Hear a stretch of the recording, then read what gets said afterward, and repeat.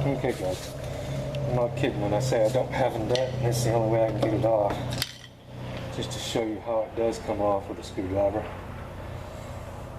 And I'm wearing a mask because this is brake dust.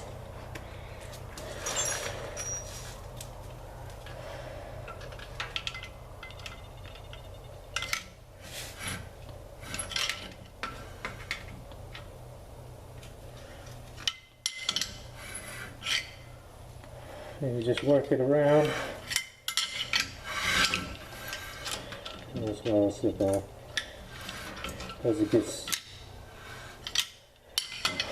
a little more sloppy, you will have to grab it with a pair of channel locks.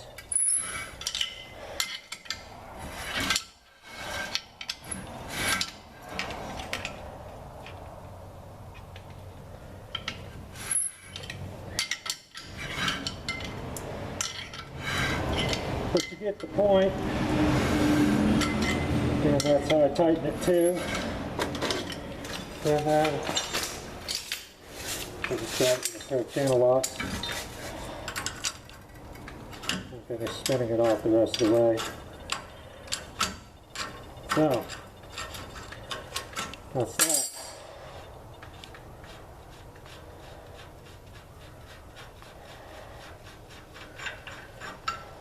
That's what it looks like. It's a big self-locking nut with a little slide that stabs in here and locks into the keyway. And it looks like this. And it goes in the keyway just like that. It's got a little stop on the bottom where it stops at the bottom there. And it literally cuts into the Teflon on the nut right here. And it stops it from spinning back off, or helps stop it. The Teflon stops it. Okay, y'all probably can't hear me with the mask on, but I'm not taking it off, so let's get something better to lay this stuff on. Don't lay your bearings in the dirt. Now that you get your nut off, and your caliper off, you put it off. Set your bearing. And you don't want to drag this caliper off because you take a chance of scarring your seal. A lot of times seal's reusable. Okay guys, you're going to love this one. Yeah, let me get over here. There. I think somebody got their use out of that caliper. I mean that brake rotor.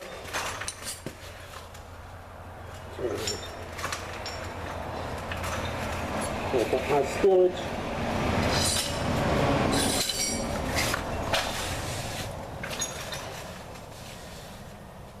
At least the bearings had oil on them. I was able to clean the other side up real good. Okay.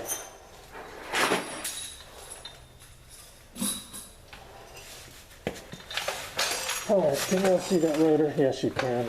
Alright, that's what it looks like. Okay, I can probably get this off because I can't breathe. There we go. Okay, whew, God, it stinks out here after taking that mask off. I love that gear lube smell. Yeah, I think somebody has gotten their use out of this rotor. It was getting ready to cause a few problems.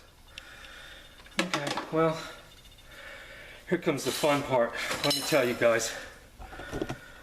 Let's look down in here. I'll show you these bolts. Hopefully we got enough light in here. These bolts right here, 15 millimeter. They are, I guess, yellow Loctited in there. And I mean, they fight you all the way out. And my impact's not strong enough, so it's definitely going to have to be a manual job all the way through it.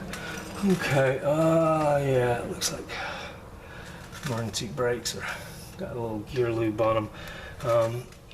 The seal's probably good. The bearing was a little loose, which will make these seals leak.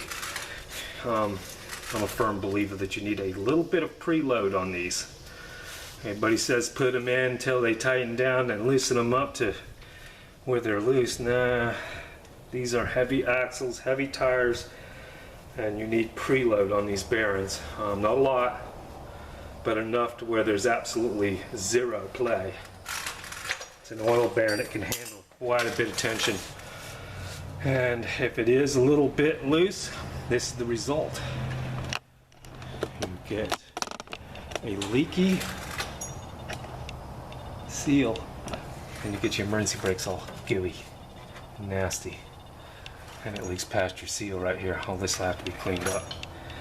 Okay, hopefully we can salvage a caliper, but that's the fun part right there. I'll spend probably 2 hours getting them 8 bolts out. Believe me, it's a job. Well, probably not 2 hours, a good hour and a half, and then clean up takes about an hour. Clean the bearings and the hub, and then bolt the new rotor on. Okay, time for a break. I'm sweating bullets. Alright guys, thanks for watching.